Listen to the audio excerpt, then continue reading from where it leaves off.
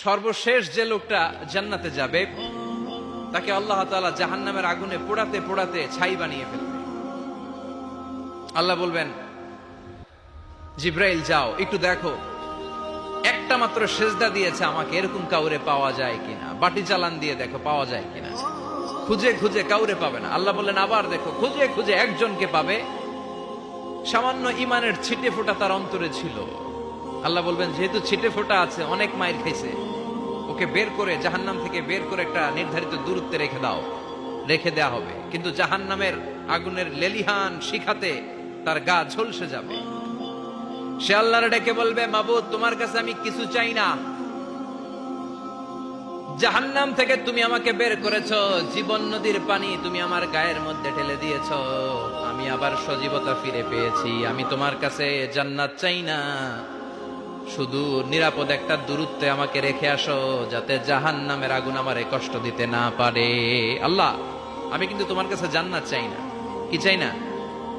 জান্নাত চাই না, কিন্তু জাহান্নামের আগুন আমারে কষ্ট দিচ্ছে, এতটা দূরত্বে রাখো যাতে জাহান্নামের আগুন আমার গায়ে না লাগে। আল্লাহ বললেন, ওকে রাখবো, কিন্তু আমার সাথে একটা কন্ট্রাক্টে যেতে হবে, যে এটা তোমাকে দিলে তুমি আর নতুন করে কিছু চাবা না। সে বলবে আমি রাজি, কন্ট্রাক্ট হয়ে যাবে। আল্লাহ জিব্রাইলরে বলবেন, যাও এমন দূরত্বে রাখো যাতে জাহান্নামের আগুন ওরে কষ্ট না দেয়। রেখে আসা হবে, অনেক দিন সে ওখানে আনন্দে থাকবে, আল্লাহ শুকরিয়া করবে। সে মনে মনে বলবে, বেঁচে গিয়েছি, আমি বেঁচে গিয়েছি, জীবনে আর কিছু চাই না, জাহান্নাম থেকে আমি বেঁচে গিয়েছি। অনেকদিন থাকার পরে মনে মনে ভাববে, বাইসা তো গেছি, কিন্তু নতুন করে একটু ট্রাই করে দেখি, জাহান্নামের সৌন্দর্যের দৃশ্য একটু চোখ দিয়ে অবলোকন করা যায় কিনা। সে আল্লাহরে ডেকে বলবে, আল্লাহ ইনদি সুআল, আমার একটা ফরিয়াদ আছে। কি ফরিয়াদ? আল্লাহ আগেই বলে রাখি, আমি কিন্তু জান্নাতে যেতে চাই না। আল্লাহ বলবেন, কি চাও? সে বলবে, আল্লাহ তোমার জান্নাতটা তুমি কত সুন্দর করে বানিয়েছো, আমি একটা নজর শুধু দেখতে চাই। জান্নাতের দরজার সামনে নিয়ে যদি আমারে বসিয়ে রাখো, দ্যাটস ইনাফ, আর কিছু চাই না, শুধু জান্নাতের দরজার সামনে। আল্লাহ বললেন, তুই না ওয়াদা করেছিস, তুই না চুক্তি করেছিস। সে বলবে, আল্লাহ আমারে হতভাগা বানাইয়া তোমার কি লাভ? সুবহানাল্লাহ পড়েন। আমারে তুমি হতভাগা বানিও না। আল্লাহ বলে, ঠিক আছে, আবার সিগনেচার কর যে জান্নাতের দরজার সামনে বসিয়ে দিলে আর কিছু চাবি না। সে সিগনেচার করে বলে, আমি চাবো না। আল্লাহ বললেন, জিব্রাইল বেচারারে ধরে জান্নাতের গেটের সামনে বসায় দে। এবার জান্নাতের গেটের সামনে বসে বসে জান্নাতের সৌন্দর্য দেখা শুরু করবে। সুবহানাল্লাহ। এমন সৌন্দর্য যেটা চোখ দিয়ে কেউ দেখে নাই, কান দিয়ে শুনে নাই। ওই সৌন্দর্য চোখে দেখে, কান দিয়ে আওয়াজ শুনে, মাগার ভোগ করতে পারে না। অন্তরে জ্বালা আছে না নাই?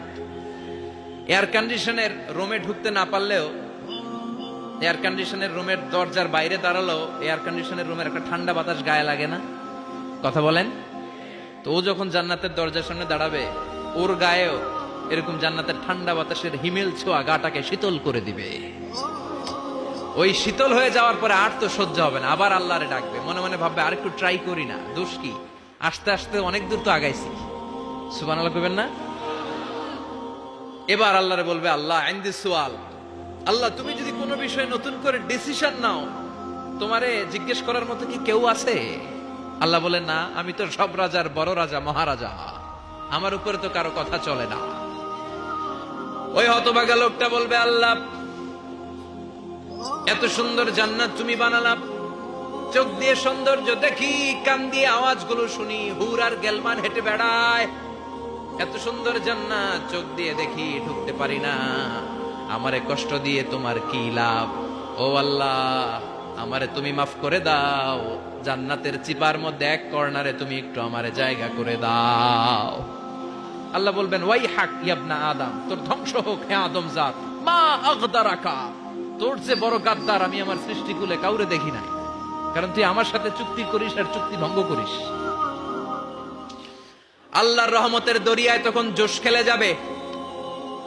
ওর আকুতি মিনতি চাহনি আল্লাহর রহমতের দরিয়ার মধ্যে জোশ লাগিয়ে দিবে। আল্লাহর দয়া হয়ে যাবে, মায়া হয়ে যাবে। আল্লাহ বলবেন, ঠিক আছে, জান্নাতে যা। লোকটা এবার এক দৌড়ে জান্নাতের ভিতরে ঢুকে যাবে। লোকটার দৌড় দেখে আবার লোকটারে আল্লাহ ডেকে বলবে, একটু দাঁড়া, একটু দাঁড়া, জান্নাত তো দিছি, তো দৌড় দিলি কেন? সুবহানাল্লাহ কইবেন না? লোকটি বলবে, আল্লাহ প্ল্যান তো আমি কম করি নাই, এত চেষ্টার ফলে আমি আসতে পারছি, আবার যদি তুমি বাইর করে দাও, এই জন্য এক দৌড়ে এমন চিপার মধ্যে লুকামো যাতে তুমি আমার না দেখো। আবার আল্লাহর রহমতের দরিয়ায় জোশ খেলে যাবে, আল্লাহ কাছে ডাকবে, কাছে আয়, ও গোলাম তোর কি মনে চায় আমারে বল, আজকে তুই চাইতে থাক, আমি দিতে দিতে তোর মনের সব আশা পূরণ করে দেব।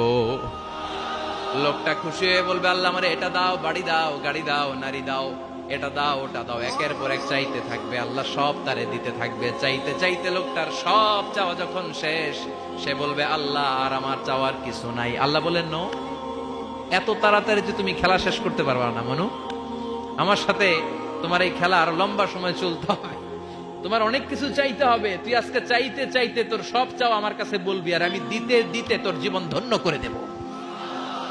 সে আবার চাইতে শুরু করবে, আল্লাহ এটা দাও, ওটা দাও, ওটা দাও, আল্লাহ দিতে দিতে সব দিবে। এরপরে বলবে, আল্লাহ মাফও চাই, দোয়াও চাই, আর চাওয়ার কিছু নাই। আল্লাহ বলবেন, তাই ঠিক আছে, তোরে আমি জান্নাতে ঢুকাই দিলাম, তবে মনে রাখিস তোর জান্নাতটা হবে সবচেয়ে ছোট জান্নাত, আর তোর জান্নাতটা হবে এই পৃথিবীর 10 গুণ। চিল্লা এখন সুবহানাল্লাহ।